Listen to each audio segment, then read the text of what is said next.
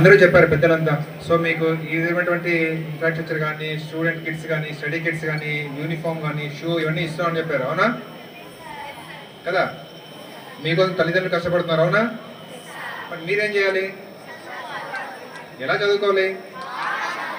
Very good. బాగా చదువుకోవాలి. బాగా చదువుకొని మీ టీచర్స్కి, మీ పేరెంట్స్కి, మీ స్కూల్కి మంచి పేరు తీసుకోవాలి ఖచ్చితంగా.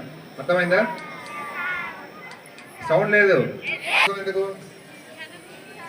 బాగా చదవండి, కష్టపడండి. కష్టపడకపోతే ఏ రిజల్ట్ ఉండదు. ఫస్ట్ ఆఫ్ ఆల్ మీరు ఇంత చేస్తున్నా కూడా మీ తల్లిదండ్రుల కష్టాన్ని మీరు గుర్తించుకోవాలి. వాళ్ళు ఎంత కష్టపడి మీరు స్కూల్కి పంపిస్తున్నారు, వాళ్ళు ఎంత కష్టపడి మీరు పెంచుతున్నారు అనే ఆ కష్టాన్ని కూడా మీరు తెలుసుకోవాలి. అర్థమైందా? సో అప్పుడే మీరు ఎలా కష్టపడాలి, వారి కష్టానికి తగ్గట్టుగా మీరు ఏంటి మంచి ప్రయోజకులు కావాలని చెప్పేసి మీకు ఒక ఆలోచన వస్తుంది. ఖచ్చితంగా ప్రతి ఒక్కరూ నేను ఫ్యూచర్లో బాగా చదివి నేను ఒక సార్ చెప్పినట్టు ఐఏఎస్, ఐపీఎస్ టీచర్లతో పాటు పోలీస్ కూడా కావాలనేసి ఒక ఎయిమ్ పెట్టుకోండి. అర్థమైందా? సమాజానికి మంచి చేయాలని. అర్థమైందా? ధైర్యంగా ఉండాలని చెప్పేసి, బాగా చదవాలని చెప్పేసి ఆకాంక్షిస్తున్నాను. సో ఈ యొక్క మీటింగ్ సెకండ్ ఇయర్ అయ్యేంత వరకు మీ యొక్క పిల్లలకి దయచేసి ప్రైవసీ ఇవ్వద్దండి.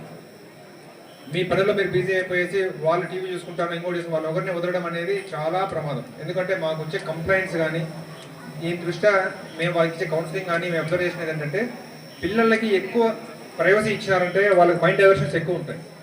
టీవీ వల్ల కానీ, సెల్ ఫోన్ల వల్ల కానీ, ఫ్రెండ్స్ వల్ల కానీ. దయచేసి ఇంటర్మీడియట్ వచ్చేంత వరకు వాళ్ళకి ప్రైవసీ ఇవ్వకోకుండా చదువు అయిపోతే ఏదో కల్చర్ యాక్టివిటీ అయిపోతే ఏదో ఒక స్పోర్ట్ ఏదో ఆ విధంగా బిజీగా పెట్టండి ఇంటర్మీడియట్ వరకు. ఇది చాలా క్రూషియల్ టైం. అర్థమైతే మీరు పొద్దున్న లేచి వాళ్ళకు ఫుడ్ చేసి, మీ హస్బెండ్కి ఫుడ్ చేసి, వాళ్ళని పంపించి డ్యూటీకి పంపించి వీళ్ళు వస్తారు, మళ్ళీ వాళ్ళ పనులు చేస్తూ ఆ పనులు కొద్దిగా వెనక ముందైనా పర్లేదు. కానీ ఈ యొక్క పీరియడ్లో మీరు కొద్దిగా కాన్సన్ట్రేట్ చేయకపోతే పిల్లలు యొక్క భవిష్యత్తు తప్పుదోపోతుంది. సో ఈ టైంలో మీరు కొద్దిగా కాన్షియస్గా లేకపోతే జీవితాంతం బాధపడాల్సి ఉంటుంది మీ పిల్లల భవిష్యత్తులో. దయచేసి ఈ యొక్క విషయాన్ని గుర్తుపెట్టుకోండి. మీ పిల్లల భవిష్యత్తు బాగుంటుంది. So thank you.